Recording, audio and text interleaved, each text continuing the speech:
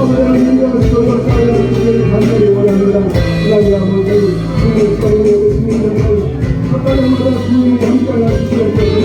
하나님마다 아버지 아버지의 모든 것을 원하는 하나님의 뜻으로 하나님께서 역사하시고 아버지님과야 주시옵소서. 아버지 하나님 주님과 함께하여 주시옵소서. 아버지를 도와 주시옵소서.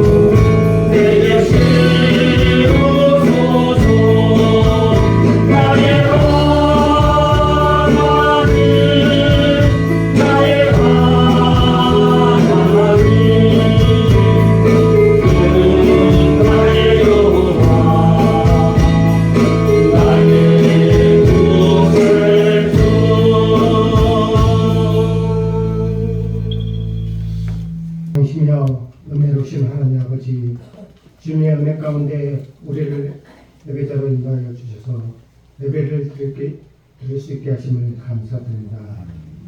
지난 한 주간도 주님의 은혜로 살았지만 우리의 말과 행동과 마음은 주님을 떠나 세상 것들을 더욱 탐하며 살았음을 이 시간 고백합니다. 주님의 뜻에 합당하지 못했던 것들을 이 시간 용서를 구합니다. 하느님 아버지, 우리의 허물을 덮어주시고 주님의 보혈을 의지하노니 우리의 신령을 정과 같이 정확히 하여 주시고 또 흰눈과 같이 희게 하여 주셔서 임재하신 하나님 만날 수 있는 귀하고 복된 예배가 될 수 있도록 역사하여 주시옵소서. 우리가 인생의 고난을 견뎌내고 슬픔과 힘겨운 날을 보낼 때도 우리를 기억하여 주시고 또 유혹에 넘어지지 않도록 우리를 인도하여 주시옵소서. 진정과 신령으로 하나님 앞에 예배를 드릴 수 있게 도와주시옵소서. 하나님 아버지, 우리의 예배를 받아 주시옵소서. 어려운 환경 속에서도 하나님과 함께하는 그런 믿음을 주시고 성령으로 인도받는 삶을 살아가게 도와주시옵소서. 하나님 아버지, 정말 우리가 주님께 돌아가는 삶을 살게 하여 주십시고 주님과 함께하는 삶을 살게 도와주시옵소서. 정말 이 시간 기쁨으로 드리는 예배가 되게 하여 주시옵소서.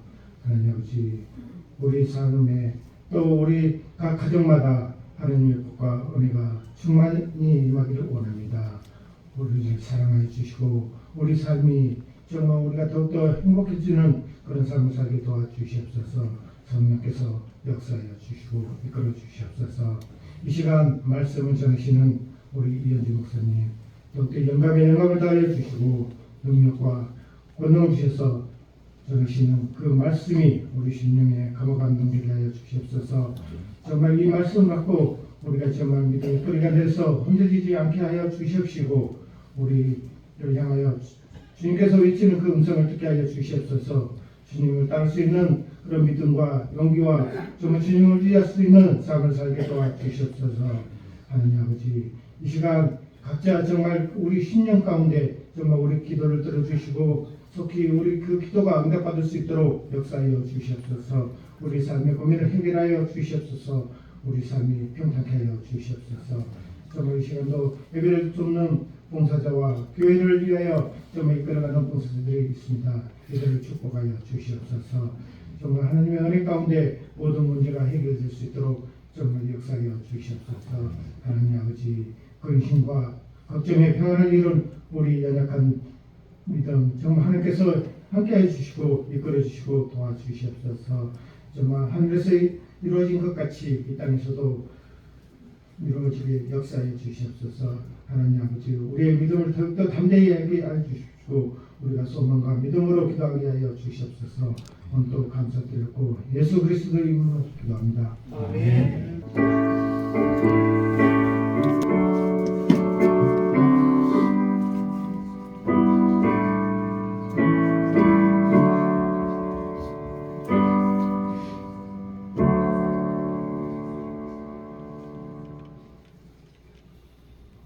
말씀을 보겠습니다.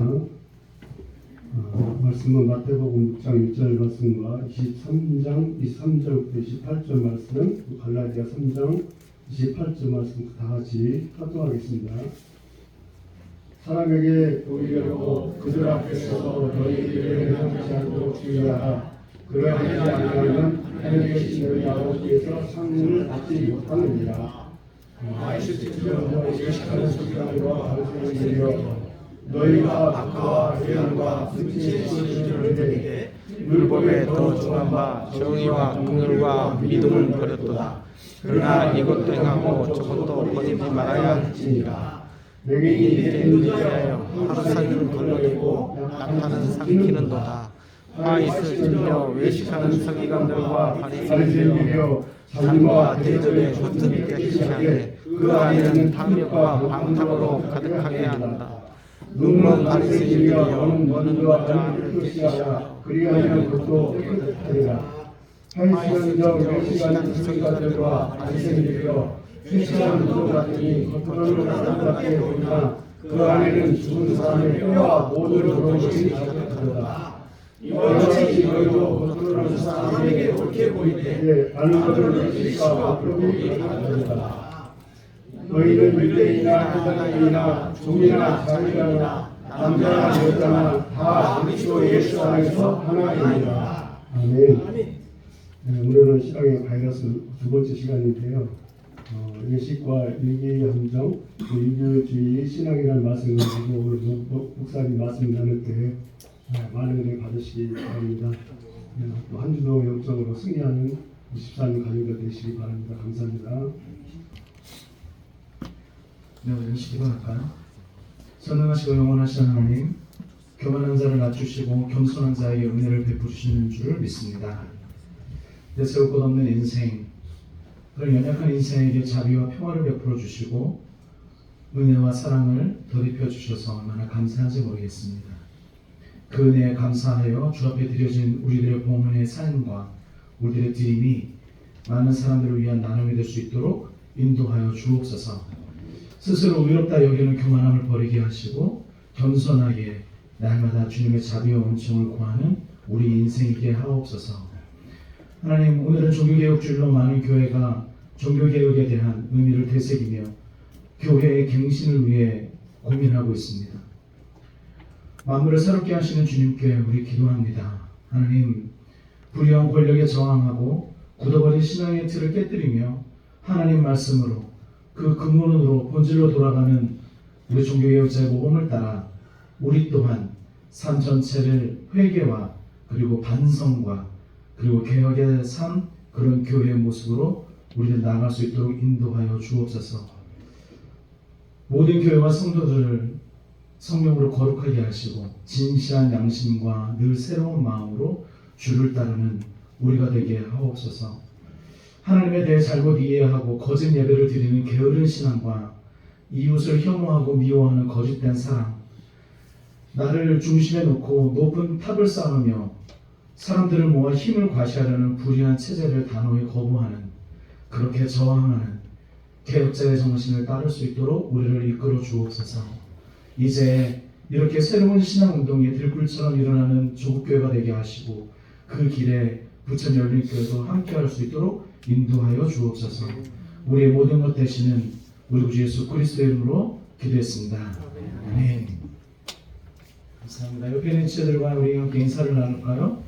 주님의 사랑으로 당신을 사랑합니다. 생각합시다. 사랑합니다.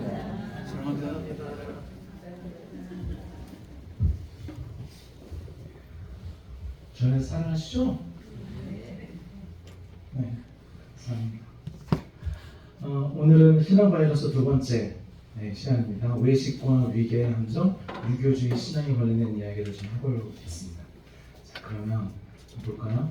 우리 1번부터 10번까지 10개의 문항이 있는데 이 중에서 여러분들은 몇 점이나 되는지 높은 점수를 잘 받으시길 바랍니다. 한번 해볼게요. 첫 번째 1번 예배와 사역을 이야기 하나씩 적으시면 돼요. 예배와 사역을 이야기할 때 참석한 사람이 중요하고 안 나온 사람이 누군지 확인한다. 2번 간증은 성공과 축복에 관한 것이지 실패에 관한 것이어서는 안 된다. 3번 교회의 갈등과 헌금 정보는 체면을 위해 공개되어서는 안 된다. 4번 장로님에게 질문하거나 반대 의견을 내는 것은 그의 경험을 무시하는 것이다. 5번 직분은 연령과 경험 중심으로 되어야 안정적이다. 6번 교인 전체 회의에서 청년 세대의 발언 비율이 낮다. 7번 우리만의 독특한 방식이 성경보다 더 좋을 때가 있다. 8번 갈등을 일으키는 일은 되도록 피해야 좋다. 9번 목회자나 장로님에 대한 제도적인 견제가 없어 보인다. 10번 예배 순서 중 형식이 갖추어지도록 내가 나서서 도와주어야 할 때가 많다. 여러분 7개 이상 접으신 분 혹시 계실까요? 라고 하면 손 드시면 좀 애매하니까 7개 이상의 것으로 여러분 손을 접으셨으면 여러분들 유교주의적인 이해가 삶의 모습이 우리 가운데 신앙의 모습 가운데 있다라고 보시는 게 좋습니다. 네, 평가하는 평가 설문이셨어요. 7개 이상. 근데 알고 보면 그 목사님 다 나쁜 겁니까? 오늘 그 얘기 할 거예요. 끝까지 잘 들으셔야 돼요. 한국말은 끝까지 들어야 되잖아요.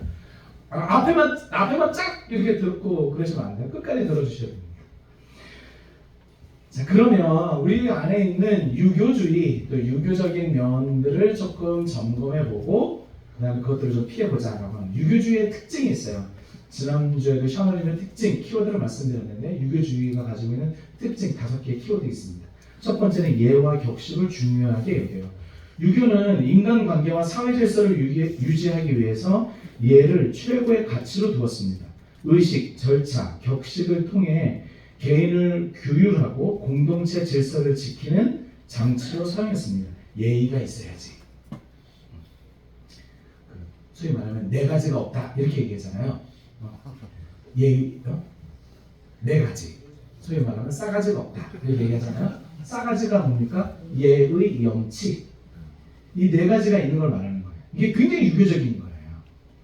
그러니까 그게 공동체 질서와 규범을 지킨다라고 하는 거죠. 형식과 절차가 본질보다 더 중요시 여기는 경향이 있습니다. 두 번째 키워드는 유교주의는 체면을 매우 중요시 여겨요. 그러니까 남이 나를 어떻게 보는가를 중심으로 형성된 사회적 가치가 있습니다. 그래서 유교 사회에서는 개인의 평판이 단순히 개인에게 국한되지 않고 가문과 집단 전체의 명예와 직결되었어요. 그러니까 예전에 애들이 뭘 이렇게 잡으면 아유 너 왜 이러고 다녀? 애기 없는 자식 같이 뭐 이렇게 하잖아요. 그러니까 그 아이가 막 묻히고 다니면 그거는 아이의 문제가 아니라 누구의 문제라고 본 거예요? 엄마 아빠의 문제를 본 거예요. 그러니까 이 아이가 어떻게 되면 잘 이쁘게 잘 하고 다녀야 되는 거예요. 네가 잘해야지 부모님 욕을 안 먹이는 거야 이런 얘기 하잖아요. 그러니까 이게 이렇게 연결되어 있는 거예요. 연결된 이해를 가지고 있어요. 그러니까 자꾸 뭘 중심으로 하면 체면을 중심으로. 체면이 있어야지. 얼굴 그러면 되냐? 세 번째는 위계를 중심으로 움직입니다. 장유유서, 남녀유별, 신분제적 질서 등을 대표되는 위계 문화가 있어요. 연령, 성별, 신분에 따른 상호관계를 절대적으로 강조했습니다. 우리나라에서는 장유유서, 그래 어른들 공경하고 그죠? 남녀유별, 남녀는 따로 있어요. 우리나라에서 여러분 기억나시죠? 기업교회라고 하는 교회가 있어요. 지금도 있습니다. 그러니까 예전에 산정교회가 기업교회였어요. 기업교회. 기업으로 이렇게 생겼어요. 보면 이렇게. 그리고 문이 양쪽에 달려 있습니다. 이쪽은 남성들이 들어가고 이쪽은 여성들만 들어가요. 그리고 목사님은 가운데서 설교를 해요. 그러니까 목사님이 딱 가운데 서서 꼭지점에 서가지고 이쪽으로 보면 남성만 있고 이쪽으로 보면 여성만 있는 거예요. 들어오고 나가고 하는 분이 달라. 왜? 남녀가 유별하니까. 이쪽에는 주인들이 오고 이쪽은 종들만 와. 왜? 종과 주인은 함께 할 수 없으니까. 그러니까 이게 우리나라 교회의 초기 교회의 모습이었어요. 그러니까 그만큼 교회도 그 신분 제도와 이런 것들에 대해서 매우 엄격하게 생각하고 그런 것들을 따라야만 했었어요. 그럼 목사님 장유유서 그럼 어른들한테 잘해야 되는 게 나쁜 거예요? 네, 말씀드릴 거라니까요. 끝까지 들으셔야 돼요. 위계를 중심으로 이렇게 움직여왔다는 거죠. 근데 그런 구조가 굉장히 당연했던 거예요. 그래서 윗사람은 군림하고 아랫사람은 복종하고, 윗사람은 군림하는데 별로 힘이 안 들어요. 어떻게 하죠? 어르신들이 애들이 막 천방지축으로 돌아. 그러면 어떻게 해요? 논리적으로 설명하지 않죠. 어떻게 해요?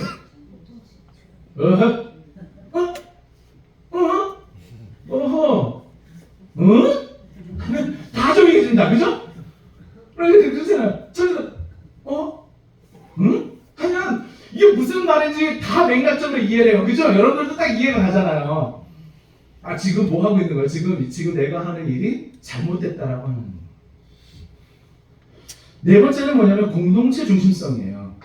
개인은 공동체 속에서만 의미를 지닌다라고 보았어요. 그 공공적인 게 너무 중요해요. 함께 하는 게 너무 중요하고, 따라서 개인의 선택보다는 가문과 혈연, 마을의 이력과 명예가 우선되었습니다.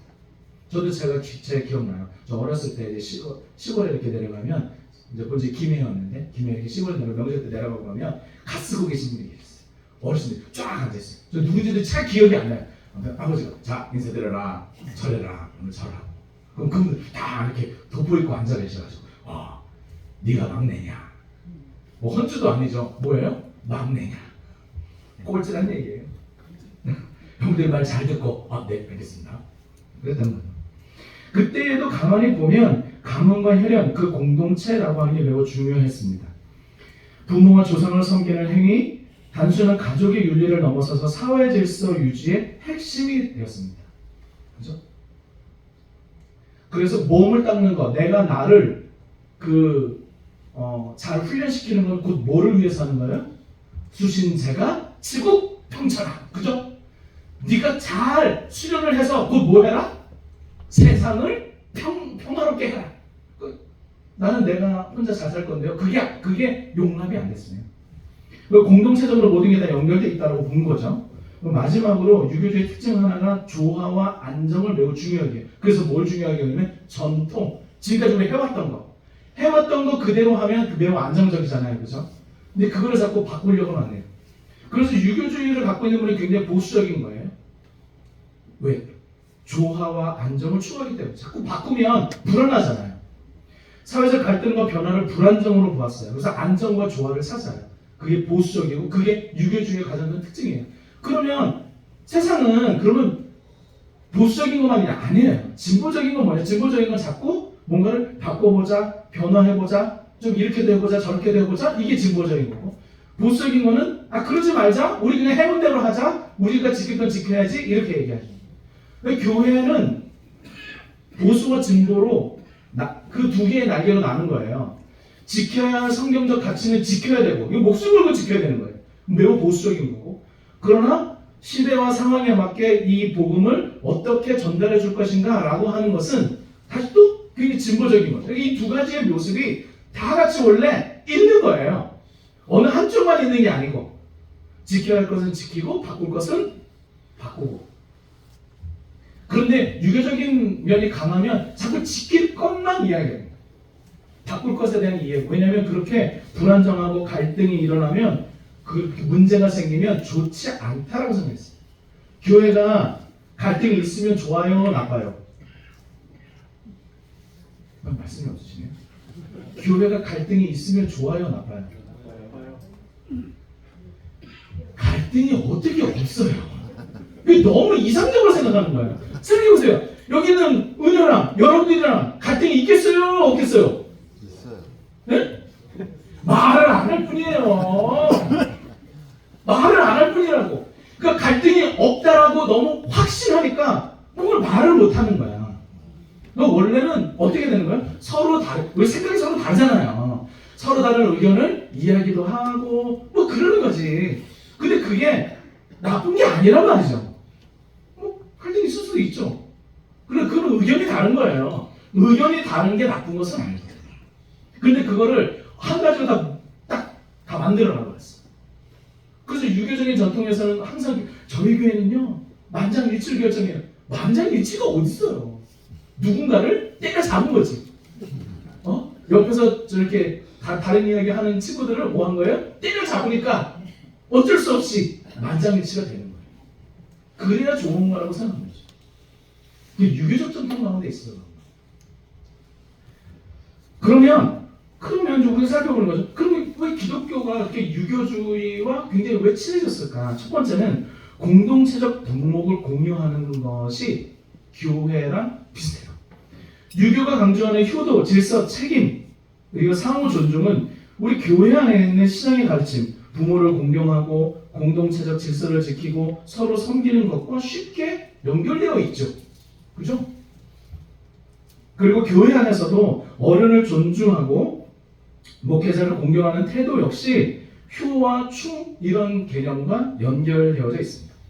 또 마지막으로 유교적 가치를 성경으로 자세히 해석하지 않고 형식적 복종 문화로 받아들이는 것이 편했어요.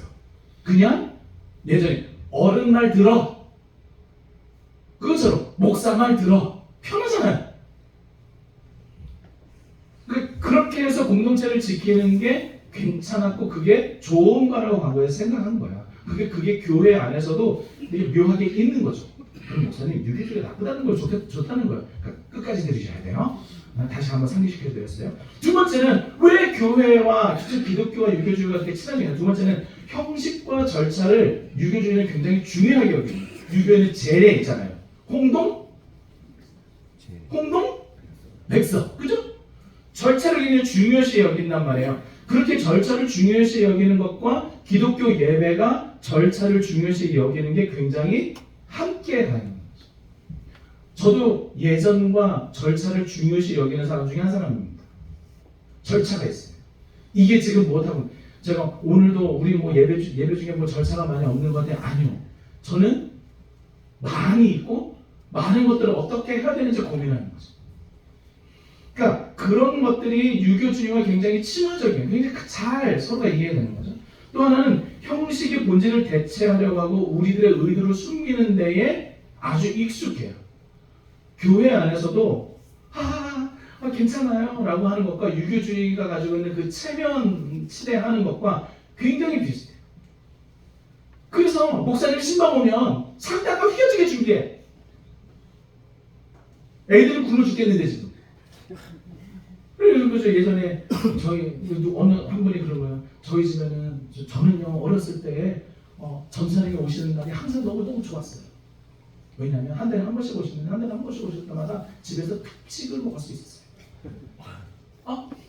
전사님이 오셔야 교회 그 신방 그 집에서 특식을 준비하고 그거를 먹을 수 있는 거예요. 전사님 드시고 나서.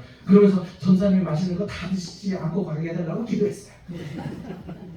남겨줘야 돼. 남기고 또 먹으니까. 이게 농담이 아니에요. 진짜라니까요. 제가 농담처럼 얘기해서 농담인 줄 아시는데 그게 진짜였어요, 진짜. 그게 뭐예요? 그게 뭐예요? 전사님 오시니까 섬기는 마음도 있었겠지. 근데 그 반면에 그게 형식과 체면치레의 모습도 있었던 거예요.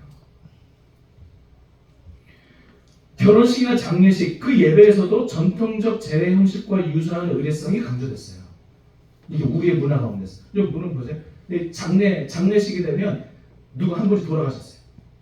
우리 모두가 다 할 거잖아요. 다 이제 올 건데 며칠 후 요단강 건너가 만날 날이 올 거예요. 그럼 요단강 건너가 만나는 그때가 되면 장례 예배를 몇 번 드려요? 여러분 생각해보세요. 장례 예배를 몇 번 하죠? 목사님 가서? 응? 처음에 뭐부터 해요? 임종 예배, 그 다음에 입관, 그 다음에 발행, 그 다음에 학원만 끝나고 앉잖아요. 다시 돌아왔어야 돼요. 그리고 일주일 만에 또 모이잖아요. 근데 여러분 가만히 생각해보세요. 그 전통이 교회 안에 어디 있어요? 그건 원래 유교적 전통 가운데 있었던 거지. 근데 그걸 꼭 지켜야 되는 거야. 예전에 교회는 싫어서 천주교 가신 분들이 그거 많이 따졌어요. 천주교는 그래도 제삿날 그래도 뭐라도 하더라. 근데 우리 그 교회 안에도 그런 것들은 다 지킨단 말이에요. 근데 묘한 게 이런 거죠. 여러분 성탄절 되면 크리스마스 트리 해야 안 해요? 해요? 크리스마스 트리? 맞아. 근데 어떤 분들이 얘기하는 크리스마스 트리는 이교적이다. 교회가 무슨 성탄절이 있어? 교회 성탄절 없지. 그거 예전에 로마 시대 때 그 해의 신을 섬기는 거고 그게 해의 신에 그게 해가지고 뽀짝뽀짝 하는 게 그게 이제 하는 거고 그렇게 얘기하는. 부활절 때 계란 먹어요 안 먹어요? 계란 먹는 거는 다 이계적인 거고 이거는 잘못된 거고 그렇게 돼요. 그거는 너무 성경을 문자적으로만 해석한 거예요. 그렇게 성경을 문자적으로 해석하는 분이 장례식이 되면 뭐예요? 이동 예배도 드리고 바른 예배도 드리고 하는 거예요. 내가 편한 대로 취사 선택하고 내 마음대로 그냥 짜 맞추기를 하는 거예요. 근데 이 말씀 드리고 싶어요. 여러분 손주가 생일을 되면 풍선 붙이고 해피 버스데이 붙이고 막 이렇게 막 붙이고 해요 안 해요? 해요. 그걸 이교적이라고 불러요? 그 이교적이라고 안 하잖아요. 예수님 생일이야. 예수님 생일날 이렇게 그게 왜 이교적이라고 생각하지? 우리가 생각할 때 우리가 하는 행동이 우리의 진심이 무엇에 달려 있는가가 너무 중요합니다.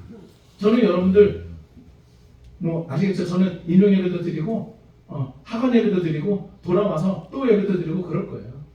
저는 제 마음이 돌아가신 분 망자에 대한 무슨 예배냐 이렇게들 이야기하지만 그러나 함께 신앙생활했던 사람을 기억하고 남은 유가족들을 위로하고 하는 그 순간순간이 저에게는 너무 중요하거든요.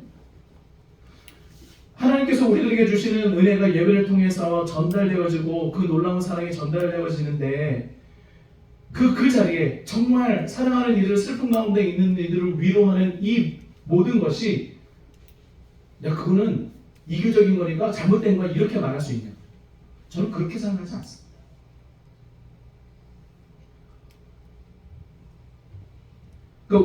우리의 마음과 우리의 진심이 어디에 있느냐? 어쩌면 우리는 외형적인 것만 보고 십자가 떼고 뭐 다 하고 우리는 이거 다 안 해, 다 안 한다라고 하면서도 우리가 하고 싶은 건 하잖아요. 하고 싶은 건 또 한단 말이지. 그렇다면 제가 말씀드리고 싶은 거는 우리가 지금 하고 있고 안 하고 있고에 대한 모든 것들을 좀 살펴보면서 정말 이게 뭐지? 그리고 우리는 어떤 마음으로 하나님을 섬기는 거지? 이런 것들을 살펴봐야 된다. 근데 그걸 안 살펴보고 막 한 거예요. 세 번째로요, 기독교와 유교주의가 좀 친화적인 이유, 세 번째는 뭐냐면 리더에 대한 존중과 안정 욕구가 기본적으로 있어요. 어른을 존경하듯이 목사를 존경하고 장로님을 존경하고 그 말을 따르고 유교 문화가 지도자의 존중과 지향을 강조하는 것처럼 교회 안에서도 목회자와 장로를 존중하는 문화, 전통 이런 것들을 중요하게 여겼던 것이죠. 그 위계에 따른 권위, 그 복종이 미덕으로 여겨졌던 겁니다.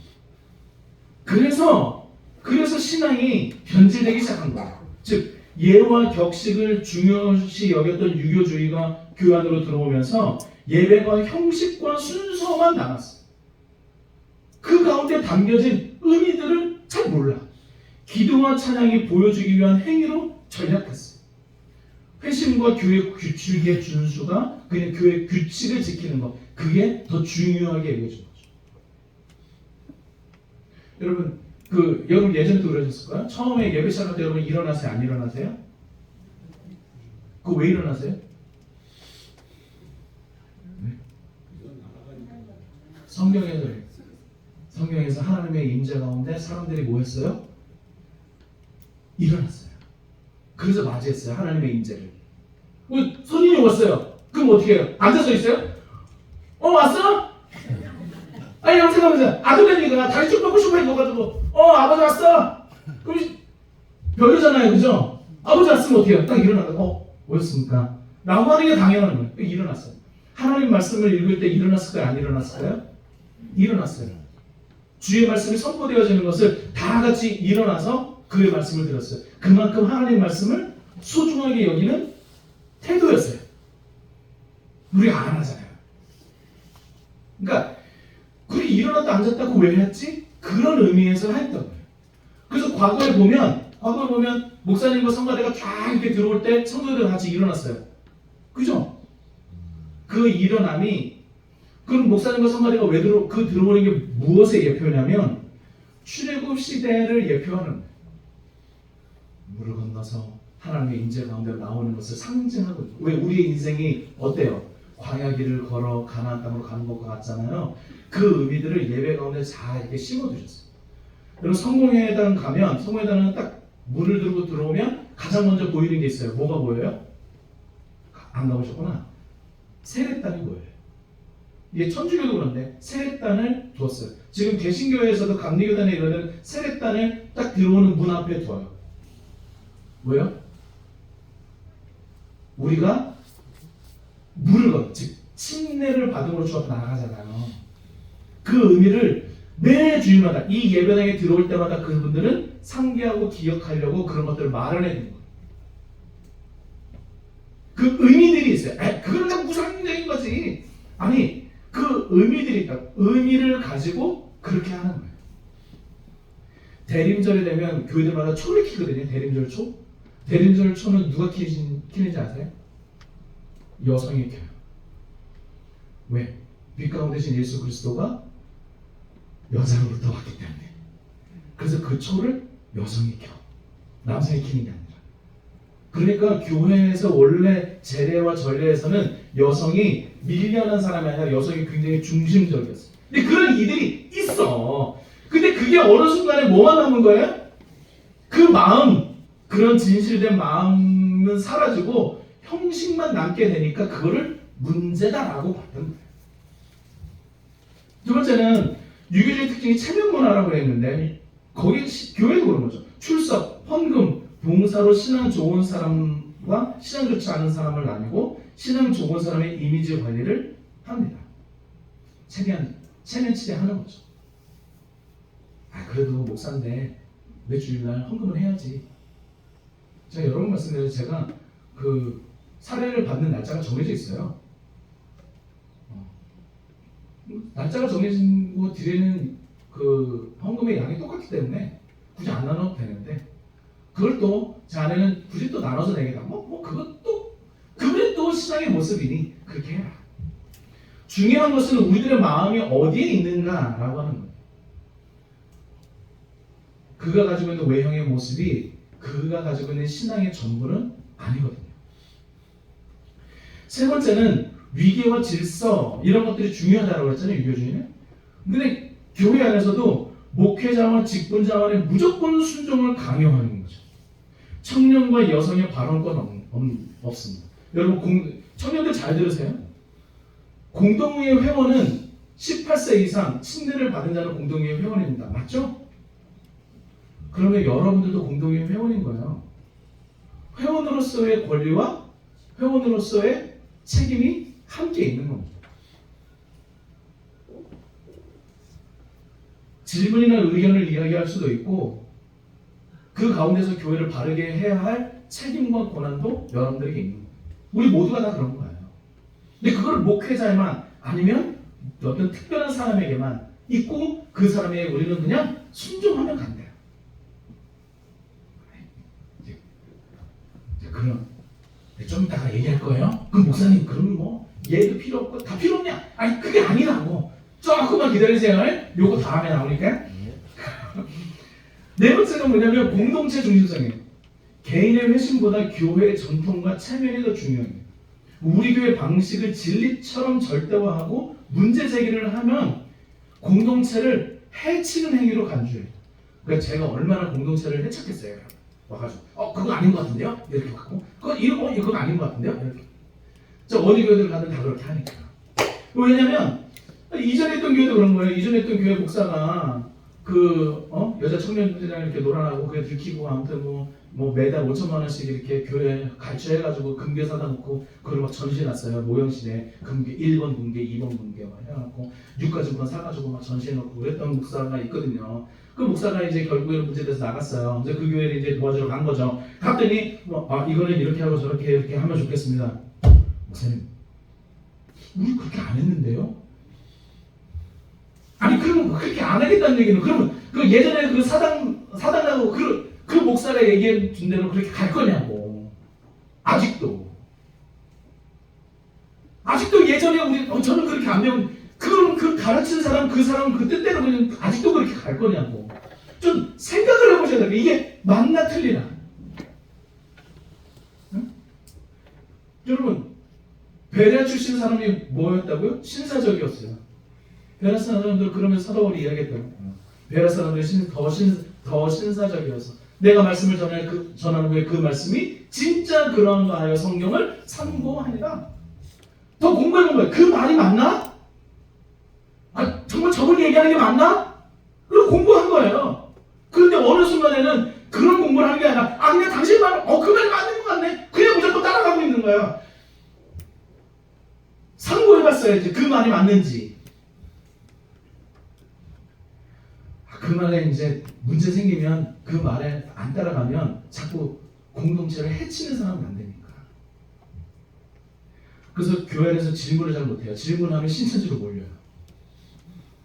목사님한테 대들면 자꾸 신천지가 돼요. 요즘에는 이게 한번 누명 씌우면 끝장이잖아요. 성도들. 그러니까 공동체를 지키기 위해서 그 개개인이 가지고 있는 것들을 너무 가볍게 보았어요. 그건 청년들도 어린 친구들도 마찬가지. 마지막으로 유교주의 특징이 조화와 안정을 추구하는 것이라고 말씀드렸잖아요. 그래서 교회 내 문제들을 덮어두고 비판을 회피해야 하기 시작합니다. 교회 내 비판이 필요해요? 안 필요해요? 네? 네, 필요해요. 그런데 비난은 하지 말아야 돼요. 근데 목사님 이런 부분들은 제가 이렇게 알아보니까 설교도 이렇게 해야 될 것 같고 이렇게 하시는 게 좋을 것 같아요. 어떠세요? 어떻게 생각하세요? 이렇게 묻는 게 아니고 비판하는 거잖아요. 목사님 이런 말씀. 네. 목사님 그거 맞아요? 무슨 그거 맞아요? 목사님 삐지셨죠? 목사님 삐형이죠? 뭐? 이거는 그 사람에 대한 것을 비판하고자 하는 게 아니라 비난하고자 하는 거죠. 자매님들 그것도 모르세요? 이거는 자매님들 비난하는 거지. 내가 조금 더 한다고. 그렇게 가면 안 됩니다. 조화와 안정을 추구하는 것. 이제는 우리가 건설적인 비판과 서로에 대한 질문들을 해가면서 이제는 평화를 이유로 침묵하기보다는 변화하고 더 개혁해가고 더 나아지려고 하는 모습이 있어야 됩니다. 그래서 내가 내 신앙에 대해서 누군가가 지적했다라고 하더라도 그게 정말 그런가? 나를 돌이켜보고 함께 대화하고 함께 이야기할 수 있어야 돼요. 그러니까 어제도 이제 다른 목사님과 이야기하면서 우리나라 사람들이 대화를 못한다고, 논의도 못하고 회의도 못하고 그게 잘 안 되는 거죠. 어떻게? 목사님 나를 깐다고. 목사가 여러분들을 까서 무슨 유익이 있겠어요. 주의 말씀이 그러하니까 이야기하는 거지. 이렇게 유교주의에 이렇게 감염된 신앙들을 이제 조금 벗어나보자라고 하는 거죠. 그러면 우리가 왜 유교주의에 그렇게 잘 감염됐을까? 첫 번째는요, 이런 거예요. 두 가지인데, 내적 진실보다 외적 형식을 중요시 여겨왔기 때문에 그렇습니다. 유교 사회가 오랫동안 예와 체면을 통해서 질서를 유지했고 남이 어떻게 보는가를 더 중요하게 여겼습니다. 한국 사회도 그랬죠. 여전히 시험 성적, 직함, 겉모습 등 보여지는 성취에 무게를 두는 경향이 매우 강합니다. 그래서 저도 어디에 가서 다른 분들이랑 이야기할 때 제가 맡고 있는 곳에서는 뭐 이제 사무국장이기도 하고 때로는 사단법인 이사이기도 하고 때로는 목사이기도 하거든요. 그런데 만나는 사람에 따라서 직함을 바꿔요. 왜 그럴까요? 직함에 따라 그 사람이 저를 대하는 면이 달라요. 교회 분들을 만나잖아요. 그럼 목사라고 얘기해요. 네, 저는 이렇게 목사입니다. 라고 얘기하면 오신 분들이 딱 목사에 대한 기본적 존중을 해주는 거죠. 그냥 어디 국장입니다, 어디 이사입니다 그러면 깔아뭉개요. 이거 참 묘하죠? 사람에 대한 존중이 사라졌거든요. 근데 이제 일반적인 사회에서 그냥 일반적인 분들 만날 때 뭐라고 직함을 이야기해요? 네, 저 사단법인 이사입니다. 라고 얘기하면 또 대우가 달라요. 묘하죠? 내적 진실보다는 그렇게 외부에 어떻게 보여지는가가 너무 중요하니 남이 나를 어떻게 보는가를 항상 신경 쓰지 않을 수가 없습니다. 교회에서도 마찬가지로 출석, 봉사, 헌금 등으로 눈에 보이는 지표로 신앙을 평가하니까 그게 참 어려운 거예요. 성령의 열매보다 신앙 좋은 사람으로 보여지는 것이 더 중요하다고 생각합니다. 그래서 체면이 너무 중요해요. 내가 어떻게 해야 되는지, 내가 어떻게 보여야 하는지, 내가 어떻게 다른 사람들에게 눈에 비춰야 되는 건지. 내 마음은 안 그래도 내 외형은 그렇게 보여야 돼. 잘, 멋지게.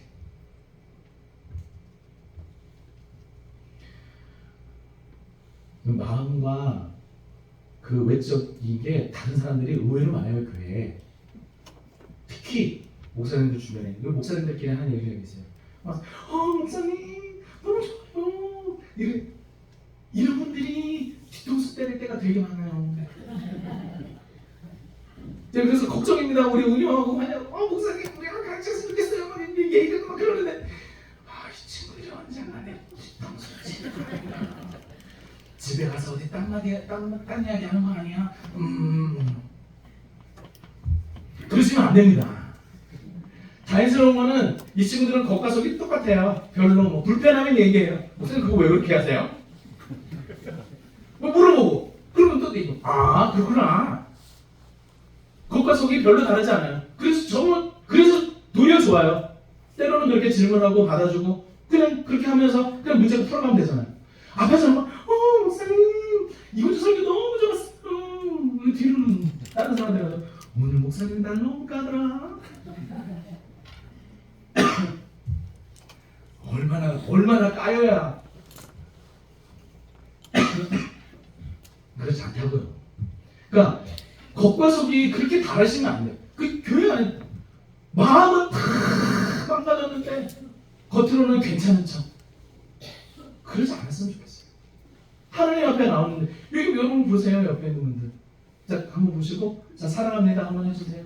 사랑합니다. 잘 보세요. 잘. 진짜 사랑하는지 눈빛이 흔들리지 않는지. 사랑하는 거 맞나? 다시 한번 이번에는 그냥 말하지 말고 옆에 있는 분들 한번 봐보세요. 옆에. 다 똑같아요. 내 마음이 흔들리고 힘들고 그랬던 것처럼 그 사람도 그래 마음이 흔들리고 힘들어. 예수 그리스도를 믿고 1년 365일 날마다 기쁘고 날마다 좋은 날만 있어요? 안 그래요. 자식 새끼 때문에 고민이고 이렇게 저렇게 마음 어렵고 이렇게 저렇게 힘드는 날들이 있죠. 그런데 의외로 그런 것들을 감추고 살아요. 옆에 있는 분 다 감추. 그래서 한 분이 책 제목이 이거예요. 영적 가면을 벗어라. 다 가면 쓰고 있는 거 가면.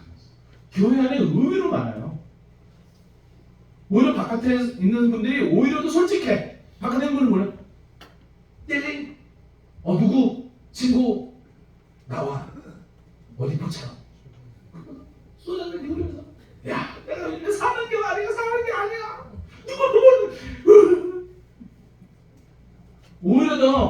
자기 삶에 대해서 솔직한 거예요. 교회 안에서는 그게 솔직하지 않아. 그래서 말씀드리는 거예요. 기도 시간만이라도 솔직했으면 좋겠어요. 하나님 앞에. 하나님 안 되는 일도 있고 잘 되면 감사하고 왜 이렇게 고민과 걱정과 왜 이렇게 마음 속에 이렇게 의심되는 건 많은지. 근데 그게 사람 마음이에요. 그게 사람 마음이라고. 그게 거짓이 아니고 나 사는 게 조금 버겁네? 그게 사람 마음이에요. 여러분들 다 해보시잖아요. 김대중 선생님도 그러면 환이 나고 행복했어요? 힘들었어요? 행복했습니다. 여러분 웃으신 분 다 알죠? 애를 낳으면 힘든데 행복해. 그죠? 이렇게 밤마다 막 울고 어떡하지? 막 그런데 또 애가 또 빠긋빠긋 웃으면 너무 행복하고.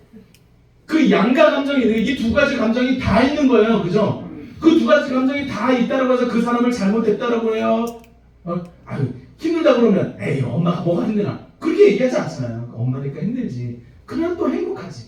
이 두 가지 감정이 같이 있는 거예요. 인생을 살면서 다 그 두 가지 감정이 같이 있는 거예요. 힘들 때도 있고 기쁠 때도 있고 어려울 때도 있고 또 나아질 때도 있고 하나님에 대해서 의심될 때도 있고 확신이 될 때도 있고 그 있는 거지. 날마다 어떻게 확신 있는 것을 좋은 것을 이러냐고요. 솔직해지자 솔직해. 그냥 신앙 좋은 사람처럼 보이려고 하지 말고 말이죠. 두 번째는요. 권위적 문화에서 나온 위계가 굉장히 익숙해요. 우리나라는 군대 문화, 학교 문화, 직장 문화, 그죠? 집에서는 부모님 말씀 잘 듣고, 학교 가면 선생님 말씀 잘 듣고, 직장 가면 사장님 말씀 잘 듣고, 군대 가면 선생님 말씀 잘 듣고. 그래서 그냥 말씀 잘 듣는 사람이 좋은 사람처럼 여겨졌어요. 문제를 제기하고 그거 왜 그래요? 라고 물으면 나쁜 사람 그리고 모자란 사람처럼 여겨져요.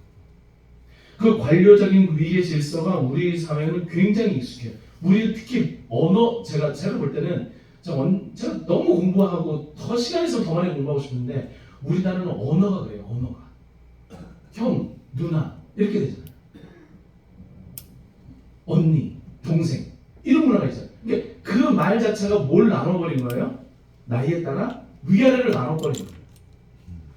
외국에는 다 유야 유, 너, 야, 너 이렇게 부르잖아요. 누나도 너, 형도 너, 다 너. 목사님한테도 너, 유. 파사를 안 불러요. 그 이름 부르잖아요. 이름. 헌줄이, 니. 이거 어디다 대고 반말이야. 근데 반말이잖아요. 다 반말. 다 그냥. 그러니까 그 위계적인 이 이해가 언어에서 잘 나타나지 않으니까 이렇게 수평적으로 이야기하는 문화가 잘 갖춰지는데 이게 우리나라는 잘 안 됩니다. 이게 교회 안에서도 마찬가지예요. 교회 안에서도 목사님, 장로님 이 직급과 이것들이 굉장히 우리로 하여금 위계 질서에 익숙하도록 만들고 거기에서 권위적인 것에 익숙하도록 만듭니다. 결론적으로 말씀드리자면 체면과 형식을 중요시하는 사회적인 그 습속이 예배와 신앙을 외식으로 바꾸고 권위주의적 그 위계 질서가 교회 안에서는 그대로 재현되면서 권위가 섬김이 아니라 억압으로 왜곡되어진 겁니다. 은용, 눈떠. 자도 돼, 괜찮아. 주 안에서 주께서는 사랑하는 자에게 단장을 주신다고 했으면 얼마나 그대들을 사랑하여 단장을 주시겠습니까? 여기까지 나온 게 어디겠어요? 권위주의. 그래서 한국의 결국 외식과 위계는 한국 사회에 뿌리내린 유교 문화의 그림자이고 그 그림자가 교회 안으로 들어왔습니다. 그래서 복음의 진실을 잡고 잃게 만드는 거죠. 그런데 성경은 뭐라고 말하냐면 이렇게 시작해요. 마태복음 6장이죠. 마태복음 6장이 어떤 장이냐면 마태복음 5장부터 산상수훈을 쭉 이야기를 하고요. 마태복음 5장 말미에는 너희들은 빛이다 소금이다 이야기를 하면서 너희 빛을 사람 앞에 비추게 하여 모든 영광을 하나님 앞에 돌리게 하라 라는 말씀 다음에 6장으로 딱 넘어오면서 사람에게 보이려고 딱 시작해요. 그러니까 우리가 세상에 빛을 비추고 그러므로 말미암아 하나님이 영광 받으셔야 되는데 우리가 빛을 비추고 누가 영광 받고 싶은 거예요? 내가 영광 받는 거예요. 사람에게 보이는 거예요. 문제는 뭐냐면 동기, 우리의 동기가 뭐냐? 우리의 신앙생활하는 동기가 뭐냐? 교회 다니는 동기가 뭐냐? 사람에게 보이려고 하는 것. 그게 문제인 거예요. 마태복음 6장은 기도, 금식에 관련된 이야기예요. 마태복음 6장에서 우리들에게 주의 기도를 우리에게 전해주신 것처럼 기도? 왜 해? 사람에게 보이려고. 금식? 사람에게 보이려고. 우리가 하는 많은 일들이 다른 사람에게 보이려고 하는 것? 그러면 망가지는 거예요. 얘기하잖아요. 하늘에 계신 너희 아버지께 상을 받지 못한다. 아무리 그렇게 열심히 해보세요. 하나님 앞에 상 받지 못한다. 이미 너의 상을 받았다. 칭찬에 익숙해지시면 안 됩니다. 이 말씀이 마태복음 23장에 오면 또 나와요. 화 있을진저 화가 있다. 외식하는, 그 외식하다. 외식하는 게 뭐예요? 사람에게 보이는 거. 사람에게 보이려고 하는 거.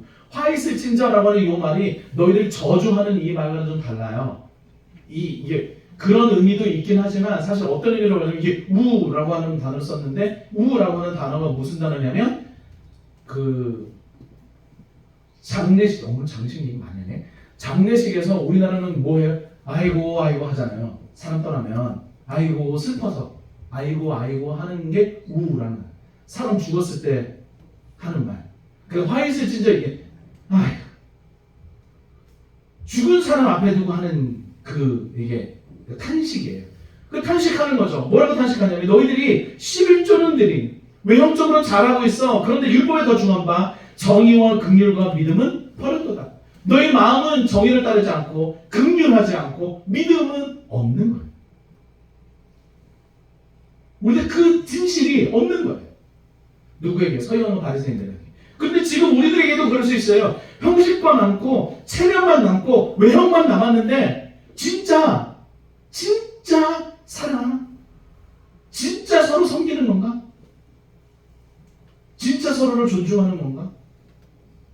진짜 서로를 배려하고 있는가?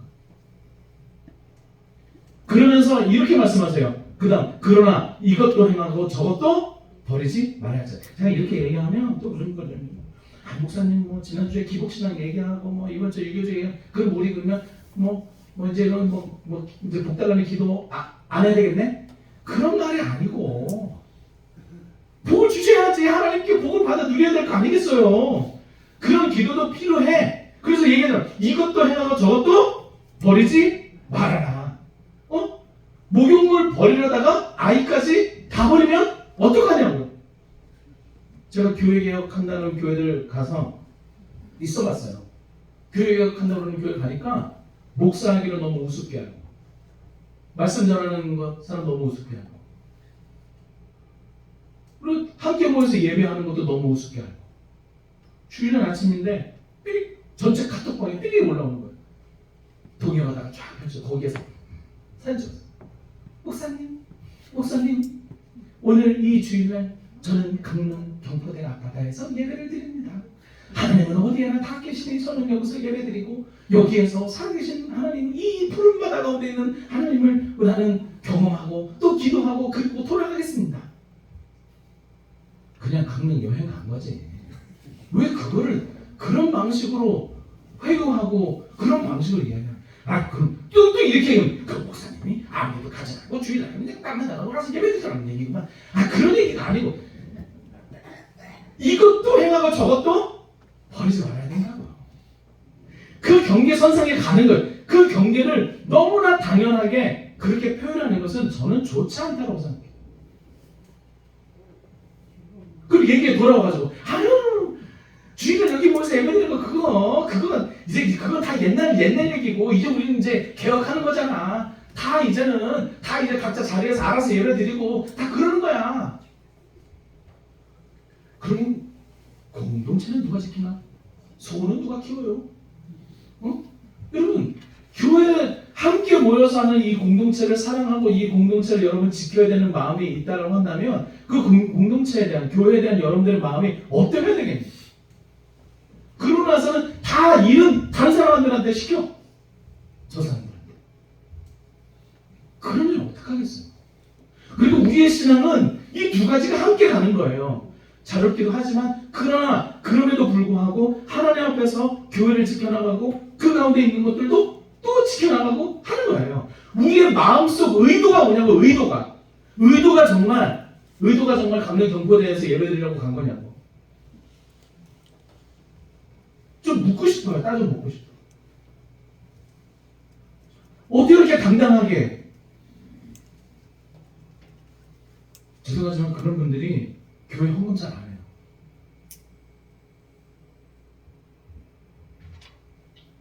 공동체를 그렇게 생각하지 않아요. 본인 외제차 2개 끌고 다녀서.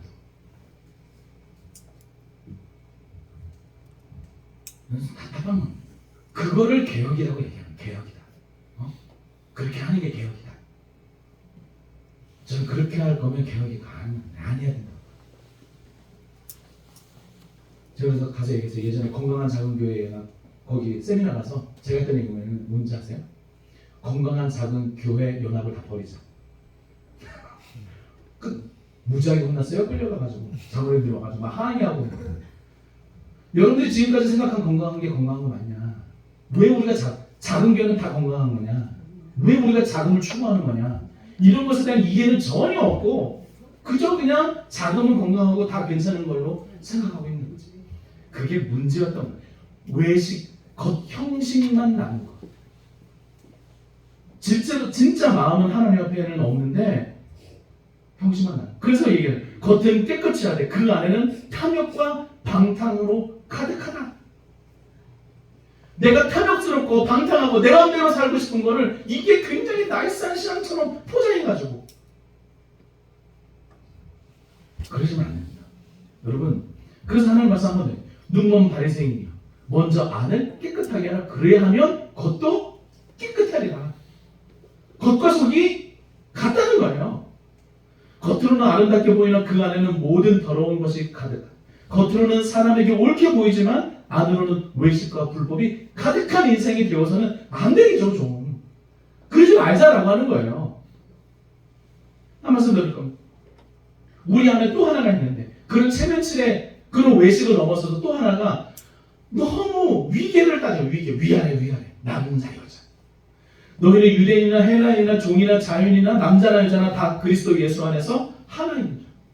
물론 우리나라가 유교주의 가운데 있어서 갓쓰고 계신 분들 때문에 이렇게 기역자로 예배당 만들고 그렇게 하는 것이 옳다라고 했지만 그리고 어느 경우는 이쪽에는 여자 성도님만 앉아있고 이쪽에는 남자 성도님만 앉아있어요.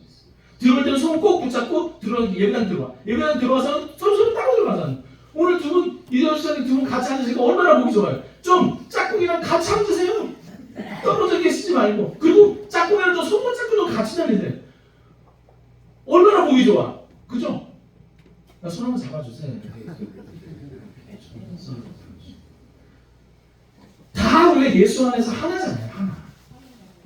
그 사실을 왜 자꾸 잊어버리면서 사냐 말이죠. 기독교 신앙의 본질은 이와 같습니다. 여러분, 예와 격식을 중요시하는 맞아요. 그러나 그것과 함께 영과 진리로 주 앞에 예배드리는 것이 필요하고 체면 차리는 것, 그것을 넘어서서 하나님 앞에서의 진실함, 코람데오의 신앙이 필요한 거예요. 위계 질서도 필요하죠. 그러나 우리가 평등한 형제 자매, 그래서 청년들도 모두 함께할 수 있는 형제 자매라는 걸 잊지 않았으면 좋겠습니다. 특별히 권위는 성경으로 드러나는 거예요. 높은 자가 되고자 하느냐? 너는 섬기는 자가 되라. 그래서 제가 있는 교단 IPC에서는 이제 지난번에 이제 말씀드렸는데 우리 창립 예배는 여기 이제 공간 옮기고 새롭게 시작하면 창립 예배를 드리고 이렇게 하면 좋겠습니다. 그러면 그래도 이제 목사 취임 예배할 때 취임식 때 항상 드리는 선물이 있어요. 교회에서 선물해 주는데 그건 뭐냐면 이렇게 제 앞에 서 있으면 장로님들과 아니면 혹은 운영위원장님 나오셔가지고 제게 앞치마를 입혀줍니다. 앞치마. 무슨 얘기예요? 목사가 뭐 가운 입고 스톨 달고 그러게 하는 게 아니고 앞치마를 줘. 교회에서 뭐 하라고? 섬기고 봉사하라고. 사모에게는 머플러를 줍니다. 목이 갑니다. 따뜻하게 성도들을 따뜻하게 하는 역할들을 해달라고. 그게 저희가 하는 IPC의 전통 가운데 하나예요. 여러분, 목사는 섬기는 자입니다. 우리들 가운데 다 섬김으로 권위를 드립니다. 공동체 중심성도 이전에 혈연이나 복음 안에서 우리가 하나 되어 가고 있는 거예요. 그렇기 때문에 각자도 필요하고 공동체도 중요해요. 저는 개개인의 신앙이 모여서 공동체 신앙을 만들고 공동체 신앙은 또 개개인으로 가는 거예요. 그런데 좋은 교회 다닌다고 좋은 신앙을 가진 게 아니에요. 예전에 사내교회 다니면 다 옥하는 목사님 얘기하는 것처럼 다 제자 되고 좋은 신앙 가진 것처럼 착각하는 인생들이 거기 얼마나 많이 모였었는지 몰라요. 여러분 제자 훈련하면 제자가 됩니까? 사역자 훈련하면 사역자가 돼요? 내가 훈련 코스를 맞췄으니까 자기가 그렇게 된 줄로 착각하는 거예요. 여러분 신대원 3년 신대원 나오면 목사가 돼요? 그냥? 착각하는 거예요. 과정을 지냈다라고 해서 그렇게 되는 게 아니에요. 말씀드리고 싶습니다. 개개인의 신앙과 그것이 가정에서 발현되어지고 그게 교회로 흘러들어오고 다시 그게 개인에게로 또 가는 거예요. 이게 반복적으로 순환하는 거예요. 조화와 안정을 추구하는 것, 그게 특징이라고 한다면 기독교 신앙은 날마다 사랑 안에서 진실을 만들어가고 날마다 개혁된 교회는 또 개혁되어져 가는 겁니다. 마지막입니다. 그럼 유교주의 신앙에서 벗어나려면 어떻게 됩니까? 네 가지만 우리 좀 해봅시다. 첫 번째는요, 좀 외식이 아닌 진실을 추구하는 신앙이었으면 좋겠어요. 진실. 겉으로는 경건해 보여도 내적 회개가 없다면 그건 껍데기뿐입니다.